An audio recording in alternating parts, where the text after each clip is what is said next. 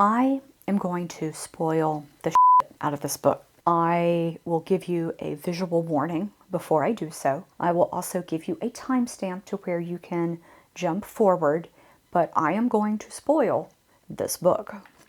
Now, with that being said, since my 24-hour reading challenge this month is going to be dark carnival fiction, and I am going to do it probably at the end of the month over the Memorial Day weekend, I thought leading up to the event, I'd read some darker horror, atmospheric stuff. And I started out with a banger. I am going to talk today at length about a British ghost story called The Woman in Black. It is a 1983 Gothic horror novel by Susan Hill. Another booktuber is that a word, named Sinead. And hey girl, we are going to be friends and you just don't know that yet. She briefly discussed this book, and I'm going to link her channel down below. And I thought to myself, hey, that sounds fabulous. Let's read something that should be proper scary. Go get yourself a snack and maybe a beverage, because we're going to get into it, and I'm going to get into it in detail. So our protagonist is a lawyer or a solicitor. His name is Arthur Kipps. At the beginning of the book, he is retired and he lives on a little country estate in England with his second wife. That's important. It's Christmas time. We are introduced to his current and extended family who have gathered at his home for the holiday.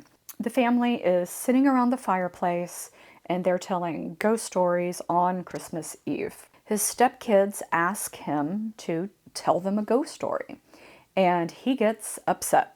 And he says, I have no story to tell, and he gets up and he walks out of the room and he walks out of the house. He does have a story to tell. He calls it a true ghost story, haunting and evil and tragic, but it is not a story for entertainment. It's got a great sentence, which is, the way to banish an old ghost that continues its hauntings is to exorcise it. So he sets out to write the ghost story down. Then perhaps I should finally be free of it. So after Christmas Day is over, he is going to sit down and he is going to write out his true ghost story, which is the events of Crythan Gifford, Eel Marsh House, and the funeral of Mrs. Drablow. Now we begin to get the story in flashback. He works as an associate or a junior solicitor at a law firm, and Arthur is assigned the task of traveling to the city of Crythan Gifford to attend the funeral and finalize the estate and financial matters of a woman named Mrs. Drablow. Mrs. Drablow's estate is named Eel Marsh House. So in addition to Arthur going out there, he needs to bring back all of Mrs. Drablow's papers and her private documents from her estate to the firm, and that is going to take a couple of days for Arthur to go through, and he's got to compile everything before he can return back to London. And he packs a bag and off he goes to a remote corner of England, to a city he has never heard of. He arrives in Crythan Gifford. He encounters local folks who act strangely when he mentions Mrs. Drablow's name. He attends the funeral with a man named Mr. Jerome. Mr. Jerome is kind of a real estate agent. He looked after Mrs. Drablow's property and land business that she conducted before she died. It is a total of 3 people at the funeral. Arthur, it is Mr. Jerome, and it's the priest. Suddenly, a 4th person appears behind them. It is a woman. She is dressed in black, head to toe. She is dressed in very old mourning attire. It's a long black dress. She has on a bonnet that covers her head and her face. He only glances at her, but it is enough to see she's extremely pale and she's extremely thin. The funeral concludes and the woman in black is gone. He turns and he asks Mr. Jerome where the woman in black went. Mr. Jerome goes a little pale and he tells him there was no woman in black. And they kind of argue back and forth. He's like, no, I saw a woman in black in the graveyard. Mr. Jerome's like, no, but we need to go now. Arthur sets off and he goes to Eel Marsh House. Eel Marsh House is on a little island off of Crythan, Gifford. Okay, here's the thing. You can only cross from Crythan to Eel Marsh House when the causeway tide is low. And you travel there by pony and trap. A pony and trap is like a horse and carriage, but it's much smaller. The original plan is for Arthur to cross the marsh from the city to the Drablow estate by pony trap twice a day. Arthur tells the pony trap driver, who is named Kenwick, that it is silly to cross over that many times a day. So Arthur is going to stay at Eel Marsh House until his job is done. Eel Marsh House is a vibe. It's solitary, it's quiet, it's dreary, it is uncomfortable, it is unease. The grounds around it are in ruin.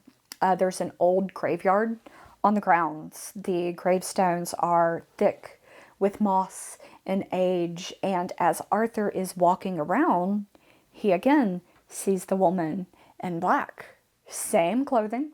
Arthur gets a better look at the face of the woman in black under the bonnet. She is skeletal, it is pale, it is a tragic face, but it has an expression.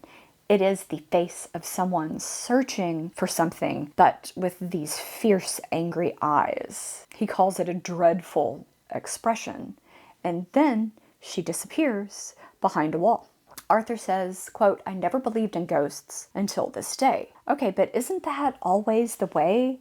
I mean, I never believed in X until Y happened, which I guess is the formula for belief. He goes inside and he starts looking around for Mrs. Drablow's papers.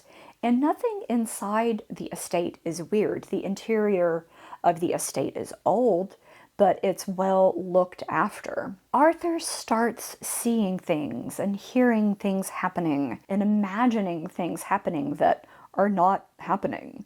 He hears pony hooves on the marsh. He hears a child crying and a horse in distress on the marsh, and it's not happening.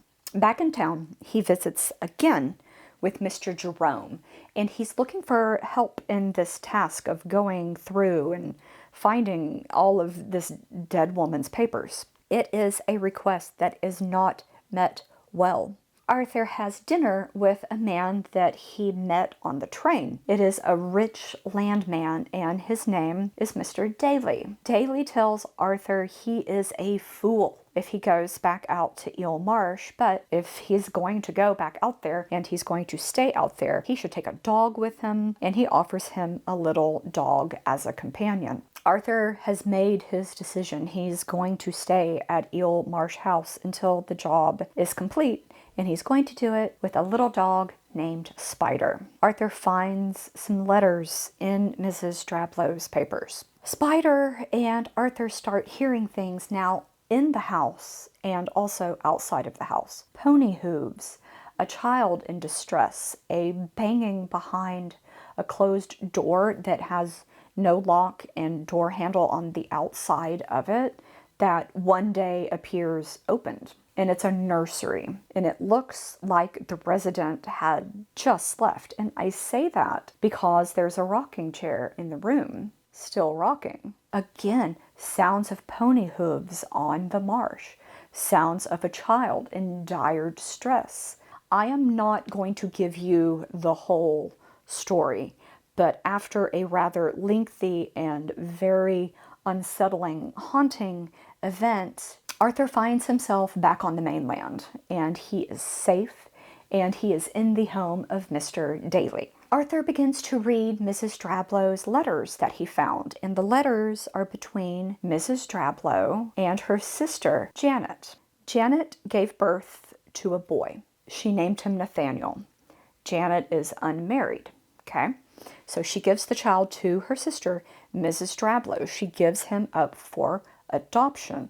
And part of the agreement for adoption is that the child would never know that Janet was his real biological mother. Janet goes away for a period of time, and she returns to Cryphon because the pain of being away and being separated from her baby boy, her child, it's just too much.